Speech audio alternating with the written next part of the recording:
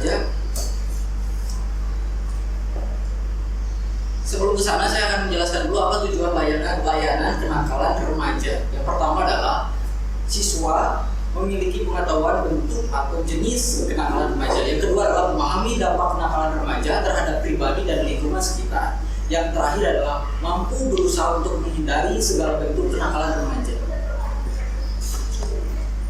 Selanjutnya, apa sih pengertian remaja? Remaja itu adalah masa peralihan anak-anak ke dewasa yang mencakup perubahan biologis, pengetahuan, dan sosial emosional. Itu menurut para ahli. Kemudian remaja juga ditandai berusia 12 tahun hingga 21 tahun. Itu disebut remaja. Kalau misalnya ada yang 22 tahun itu bukan remaja ya, karena remaja itu maksimalnya 21 tahun. Kemudian apa sih yang disebut kenakalan remaja ini rumusnya? Remaja ditambah bermasalah itu adalah kenakalan remaja. Saya ulang lagi, remaja ditambah bermasalah sama dengan kenakalan remaja. Selanjutnya, kenakalan remaja itu ada beberapa faktor yang melatar belakanginya. Yang pertama adalah kurangnya nilai moral yang ditanamkan oleh orang tua. Yang kedua adalah perilaku orang tua yang menjadikan model. Ini besar untuk mengingatkan satu sama lain kepada orang tua.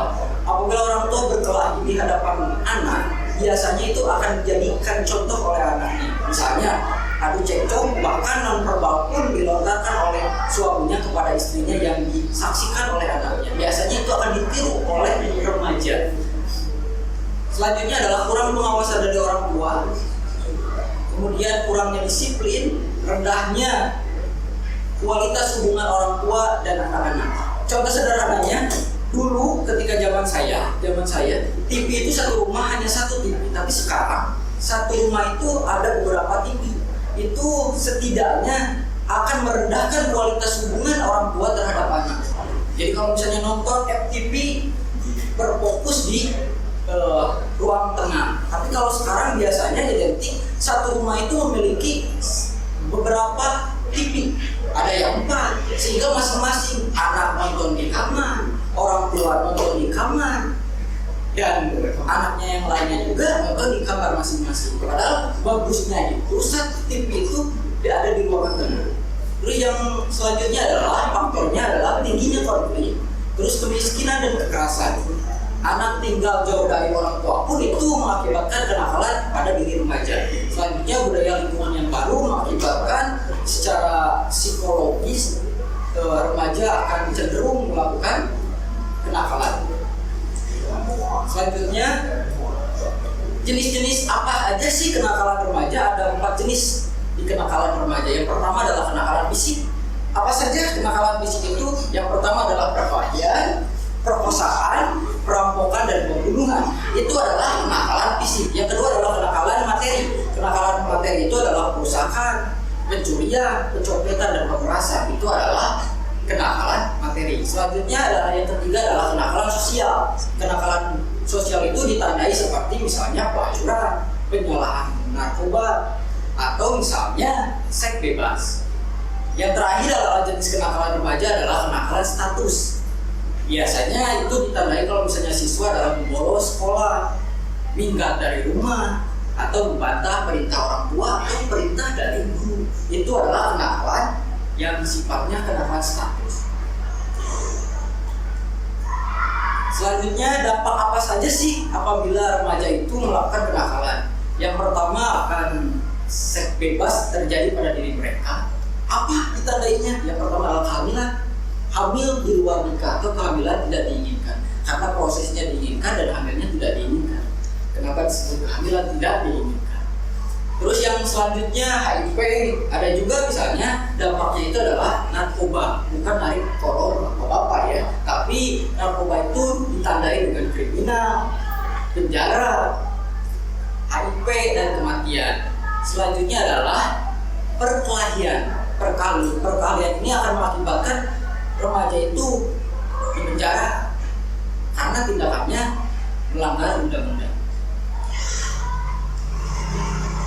Di sini ada materi khusus yang Bapak ingin sampaikan karena ini terjadi dalam konteks kekinian sehingga perlu untuk dibahas, yaitu kenakalan remaja di wilayah pergaulan bebas atau atau seks bebas.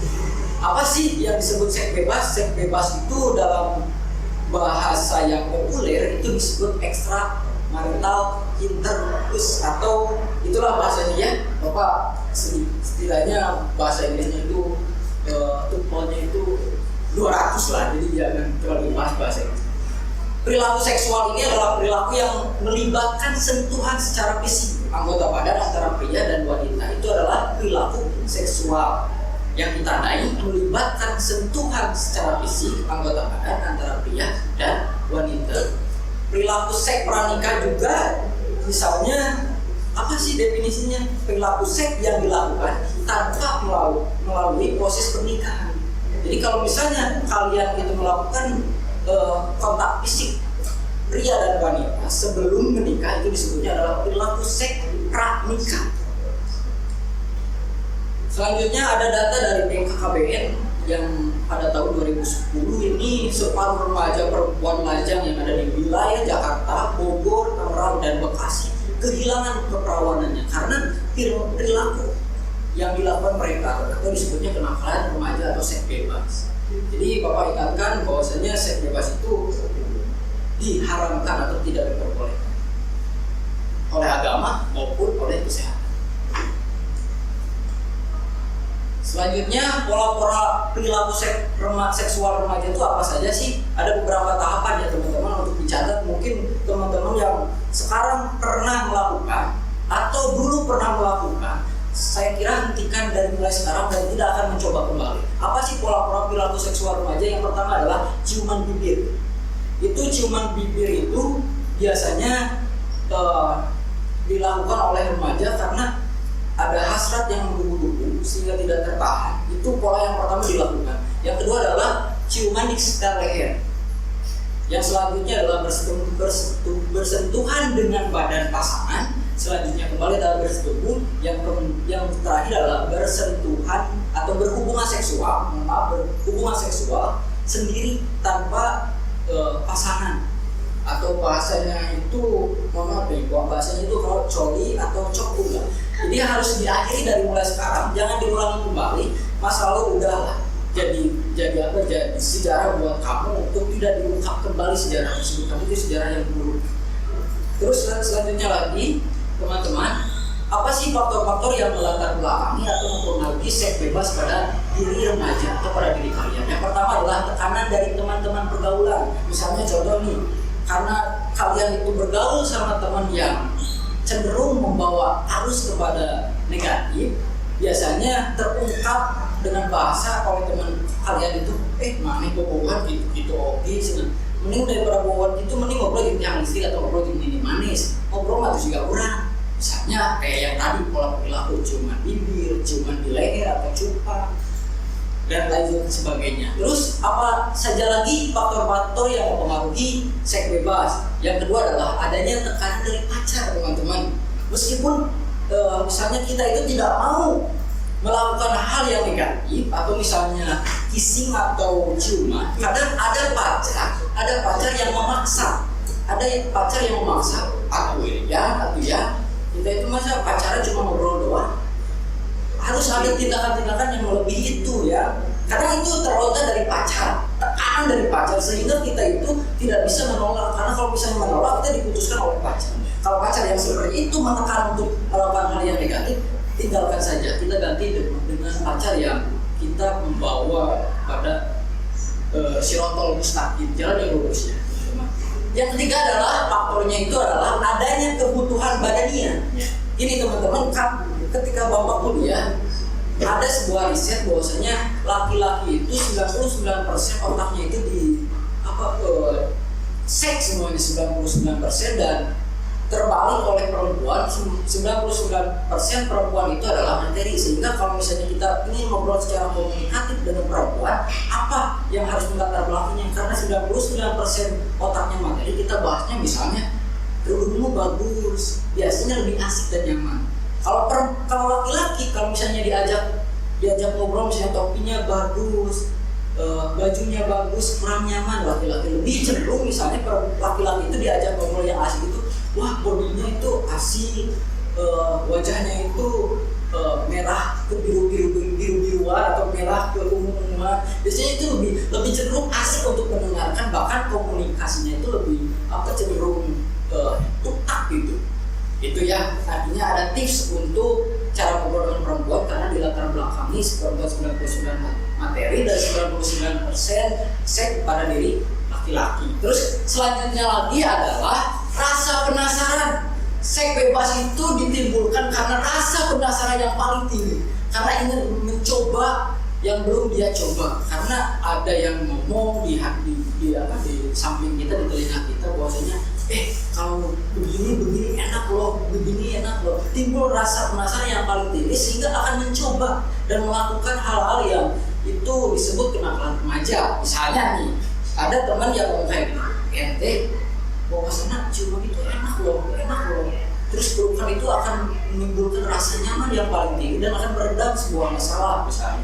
Karena ada penasaran yang tinggi, si orang yang dihasut sama temannya itu, dia melakukan hal yang diinstruksikan atau disuruh sama teman sepergaulannya itu, sehingga terjadilah kenakalan remaja atau sentuhan-sentuhan yang berseberangan dengan nilai-nilai atau norma yang berlaku. Selanjutnya adalah pelampiasan diri. Kadang-kadang gini teman-teman misalnya putus dengan pacar kalian, kadang ada rasa kesal di dalam diri kita dan menyalahkan bahwasanya perempuan itu adalah racun, perempuan adalah penyakit, sehingga perempuan kita harus bumi hanguskan. Nah, itu adalah kesalahan berpikir yang salah, atau dalam bahasa kaidahnya itu kulbesa kesalahan berpikir, sehingga ada timbul rasa atau pola pikir atau mindset di dalam dirinya, pokoknya perempuan adalah lumbung untuk melampiaskan hawa nafsu, lumbung untuk melampiaskan kekesalan ketika sejarah menghakimi kita, sehingga kita itu nggak mau sejarah itu menghukumi kita ke masa depan, sehingga perempuan dijadikan pelampiasan. Termasuk laki-laki juga, perempuan ada yang melampiaskan dirinya itu ke laki-laki karena cenderung ketika masa lalunya disakiti oleh laki-laki. Selanjutnya, kerugian apa sih yang akan terjadi kepada remaja ketika seks pranikah atau melakukan seks sebelum nikah? Yang pertama adalah dihantui rasa bersalah. Ketika misalnya kita itu melakukan kissing atau ciuman, kadang kita itu dalam pikiran kita itu ketika jauh dari pramaya, kita akan dihantui rasa bersalah. Ya Allah, ya Tuhan, kenapa kok saya melakukan itu? Akan terus dihantui rasa menyesal yang paling tinggi atau rasa bersalah yang paling tinggi karena melakukan tindakan yang dia lakukan. Terus yang selanjutnya adalah tidak ada alasan untuk menikmati surganya bulan madu. Jadi kerugian yang dialami ketika seks dilakukan sebelum menikah, nanti ketika menikah itu tidak ada alasan untuk menikmati surganya bulan madu. Karena seks paling indah itu ketika kita itu menikah, bukan sebelum menikah. Karena sebelum menikah itu akan dihantui rasa bersalah, akan kehamilan yang tidak diinginkan, akan menghancurkan sekolah, akan menghancurkan pola pikir kalian yang seharusnya sekolah, misalnya harusnya sekolah ini harus mengurus kandungan, harus mengurus bayi, harus memikirkan ekonomi, karena si suaminya belum kerja, karena posisinya masih sekolah. Jadi saya kepada teman-teman, khususnya remaja yang hari ini posisinya di kelas 11, 10, 12 di SMA, teman-teman jagalah kesucian kalian, jagalah kehormatan kalian demi masa depan kalian. Karena kesucian kalian kalau misalnya direbut hari ini, masa depan kalian akan hancur oleh perilaku kalian. Ingat, jaga kesucian untuk masa depan. Jaga marwah fisik kalian, berikan kesucian fisik kalian kepada kepada suami kalian, bukan kepada calon ya. Kalau calon itu belum tentu akan menikahi kalian, ya. Buang pacar yang mengajak kalian kepada hal-hal yang negatif, karena itu akan merugikan kalian. Kalau udah hamil, apa jadi nikah? Mungkin sekolah akan ditinggalkan, orang tua akan ditinggalkan, dan teman-teman sepergaulan kalian juga akan ditinggalkan. Itu saja yang Bapak sampaikan, kurang lebihnya minta maaf apabila penyampaian Bapak kurang hikmat, mohon ampun apabila penyampaian Bapak kurang santun. Walal muwaffiq ila aqwamit thoriq. Wassalamualaikum warahmatullahi wabarakatuh.